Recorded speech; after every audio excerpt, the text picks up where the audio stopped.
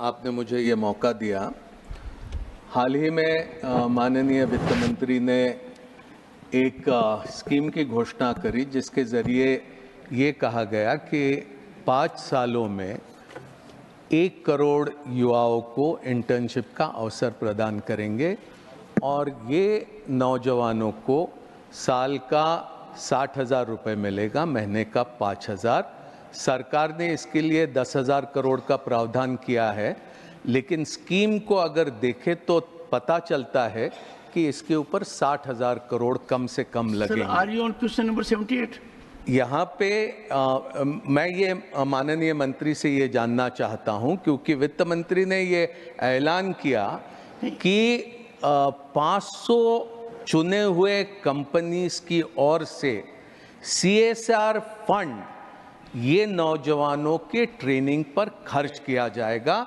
इसके लिए मैं माननीय मंत्री महोदय से जानना चाहूँगा कि इसकी क्या गाइडलाइंस है, कंपनीज का चयन कैसा होगा, ये इंटर्न्स का चयन कैसा होगा, क्या इंटर्न्स में दलित आदिवासी महिलाओं को मौका मिलेगा नहीं मिलेगा, उसके लिए कोई आयु सीमा रहेगी नहीं रहेगी, ये माननीय मंत्री महोदय बताने का कष्ट करें। धन्यवाद सभापति महोदय।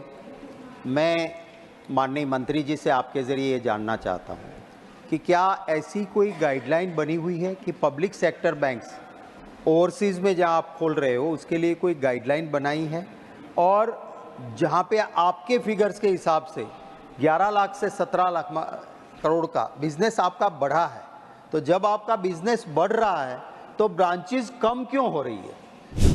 Sir, I just, through you, I would like to state that how will the government achieve the revised target of eliminating vertical transmission mother to child of HIV in India by 2025 when the original goal was set at 2020. धन्यवाद जी। मैं आपके माध्यम से मंत्री से पूछना चाहती हूँ कि सबसे पहले तो आप ये बताएं कि क्या PM सूर्य गृह बिजली योजना मुफ्त है, क्योंकि ये है नहीं। क्या ये सही नहीं कि आप सोलर के पर केजी वाट पे जिसका कॉस्ट लगभग 50 से 60 हज़ार रुपये है, आप 50% लगभग सब्सिडी दे रहे हैं और 7% ब्याज रूरल और अर्बन के लिए ले रहे हैं, यानी एक पैनल पे लगभग 1400 से 1500 रुपये एक गरीब आदमी को व्यय करना है। और 300 यूनिट आप बिजली फ्री की बात कर रहे हैं, अगर 3 पंखे या 3 बल्ब या 4 बल्ब जलाने के लिए लगभग 2.5 से 3 पैनल आपको लगाने हैं, जिसका लगभग खर्च जो है 1.5 लाख के करीब है, जिसमें 75,000 आप सब्सिडी देंगे। 75,000 में लगभग 4500 से 5,000 रुपये ब्याज के रूप में 7% एक गरीब व्यक्ति को देना पड़ेगा। तो ये बिजली मुफ्त कैसे है? ये बजट में भी गुमराह किया गया है, आपके द्वारा भी किया जा रहा है। ये तो 50% सब्सिडी की बात है, जिसमें 3 बल्ब जलाने के लिए भी गांव के व्यक्ति को 4500 रुपए देने पड़ेंगे ब्याज के रूप में। You are giving. What is your question? Ask your supplementary.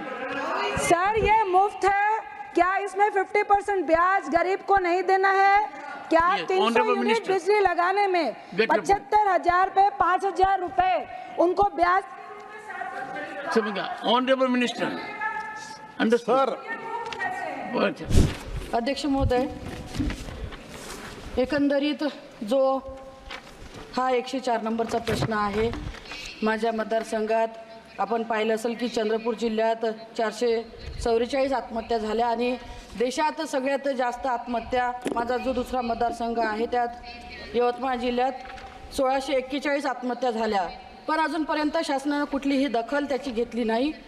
संबंधित मंत्री महोदयांना माझी 2च स्पेसिफिक प्रश्न या ठिकाणी आहे की ज्या आत्महत्या करणारे कुटुंब आहे त्या कुटुंबाला शासन म्हणून आपण त्या कुटुंबाचे पालकत्व स्वीकारणार का, आणि केलेली मदत ही कधीपर्यंत आपण शासनाकडून त्या कुटुंबाला करणार, याचं सविस्तर उत्तर मंत्री महोदयांनी। माननीय मंत्री जी, आपके माध्यम से साहित्य रत्न महाराष्ट्र भूषण लोकशाहीर अण्णा भाऊ साठे, जिनकी जयंती 1 अगस्त को है, उनके जयंती के अवसर पे सन्मान्य मैं देशाच्या सर्वोच्च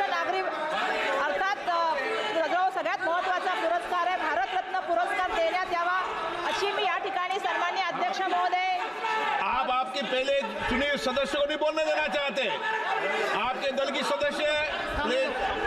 अशी मी सन्मान्य अध्यक्ष वर्षा महोदय, एकनाथ खड़गे का रिकॉर्ड होगा। बोलिए सर जगह बदलूनी बोलिए। सर मुझे डिस्टर्ब हो रहा है। सब्जेक्ट के जो सब्जेक्ट आया वो उसके अलावा नहीं प्लीज। बोल बोल अरे चालू ठेव मेरे को बोलना नहीं, ऐसे कैसे बोलूं मैं, जाने का नहीं आवाज। सर मैं वापस से शुरू करना चाहूंगी क्योंकि मेरा आवाज ही नहीं गया सर आप तक। सर साहित्य रत्न महाराष्ट्र भूषण लोकशाहीर अन्ना भाऊ साठे जी की जयंती जो है वो 1 अगस्त को है। तो मैं यहाँ से मांगनी करना चाहती एक हूँ मिनट बैठिए। कि देशाचा एक मिनट बैठिए। सर्वोच्च एक मिनट बैठिए। एक मिनट बैठिए। 1 मिनट में दोबारा बुलाऊंगा आपको। पहले वर्षा एकनाथ खड़गे। हाँ धन्यवाद अध्यक्ष महोदय। मैं साहित्य रत्न महाराष्ट्र भूषण लोकशाहीर अण्णा भाऊ साठे जी की जो जयंती है वो 1 अगस्त को है। उसके अवसर पे त्यांना देशाचा सर्वोच्च नागरी सन्मान अर्थातच भारतरत्न पुरस्कार द्यावा अशी मी या ठिकाणी मागणी करत आहे सन्मान्य अध्यक्ष महोदय। जग बदल घालून घाव आम्हा सांगून गेले भीमराव।